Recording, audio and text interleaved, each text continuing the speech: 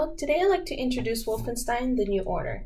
This is one of the first of the newest Wolfenstein trilogy that was released on May 20th, 2014. And the new Colossus, which is the third part of the trilogy, just came out a couple weeks ago.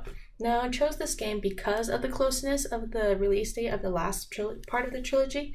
I wanted to see how the story began of this trilogy, Wolfenstein, in order to figure out what the controversial content was. Now, we'll go into the summary of the game, which is that it takes place in 1960s Nazi Germany, and the Nazis have won the war. And the protagonist, B.J. Boscovich, is set out to be the American hero after a 14-hour coma. And so the game timeline is taking place in 1946, which is right at the peak of World War II, and then the 1960s, which is depicts the aftermath, which is when most of the game takes place. And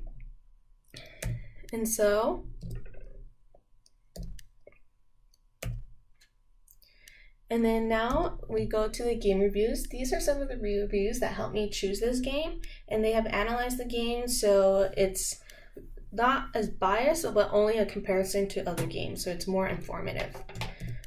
And so the first one we're going over is Chris Thurston by PC Gamer, and he said the best thing about the New Order as a stealth game, though, is that it's fun to fail. And this is very true. Playing the game, I failed many times. I died many times. It is a very graphic game, violent and fast-paced moving, to the point where I'm used to a lot of games that tell me what to do, and this one doesn't. You kind of have to figure out as you go. So that part makes it very interesting, and it is fun to fail, because when you do fail, you have these dramatic scenes that make it super interesting, and it makes you keep wanting to try again until you do succeed.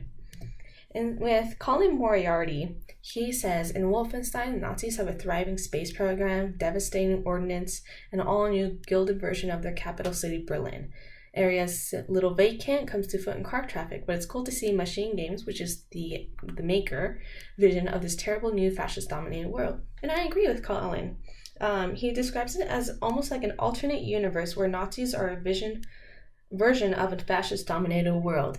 And it tells a story of how the world might have been had the Nazis had won. And that makes the game even more interesting. It makes you follow a storyline that doesn't exist anywhere else. It's not historical at all, but it also ties historically in with our current history and makes it a controversial history. And so lastly, with Marcus Gonzalez, he says, if you are down for mayhem, down for a great story, and feel up to a difficult challenge, the New Order has you covered on all bases. What it lacks in online play makes up for collectibles and story length. And this is true. He highlights the detailed storyline so the gamer won't be bored in any part of the game. And the collectibles and storyline provides a variety for the gamer that if you are not into the storyline as much, you can still have some violence and fun, and yet do these mini games, as you would call it, by doing the collectibles, finding these areas in the maps that are not exactly visible to not a gamer, non-gamer like me.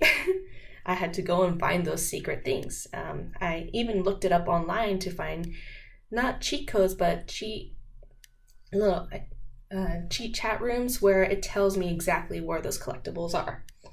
And now I'll show a video clip of the game. It demonstrates a Nazi-dominated world full of violence, and the last second gives a commentary, gives a sense of hatred towards the Nazis, which is important in the controversial topic. And it's a common theme that is reiterated vocally and visually. So let's see the part of the gameplays, and it's cut scenes from different parts of the game.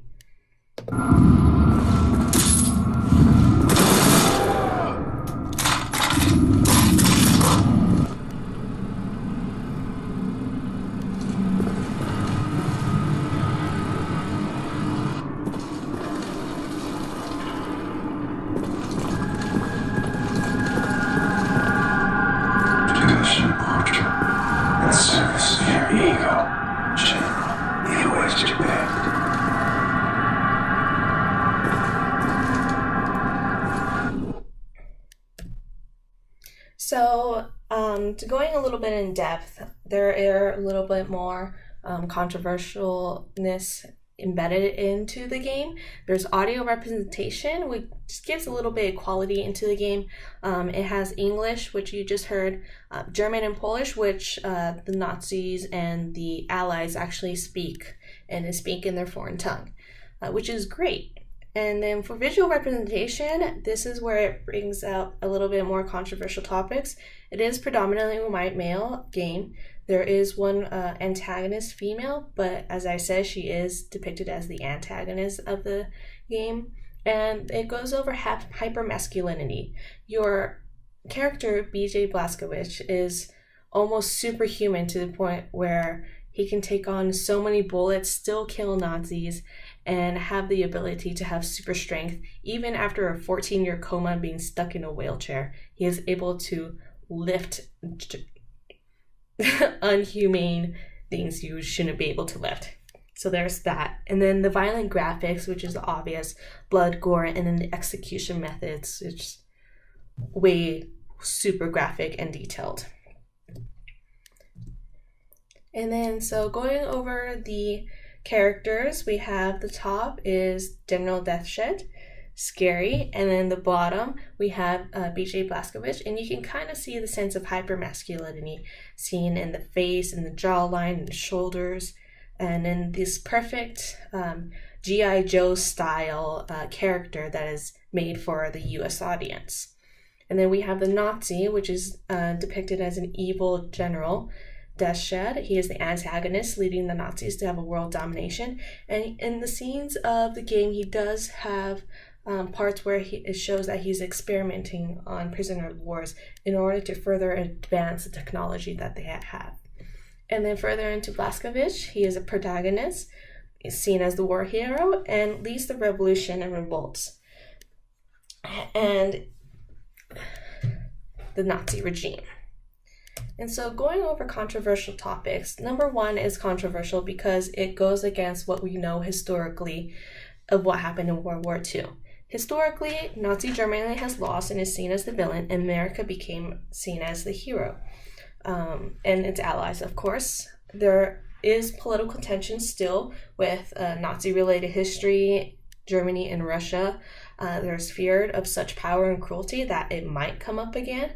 We see that right now in our current presidency of having that fascist ideology, and it scares people, and it scares us, it scares the masses, because we don't want that type of regime back into the world again. And it gives the world anger and unforgiveness towards Nazi Germany. The world has yet to forgive that part of history that has happened so tragically and affected so many lives.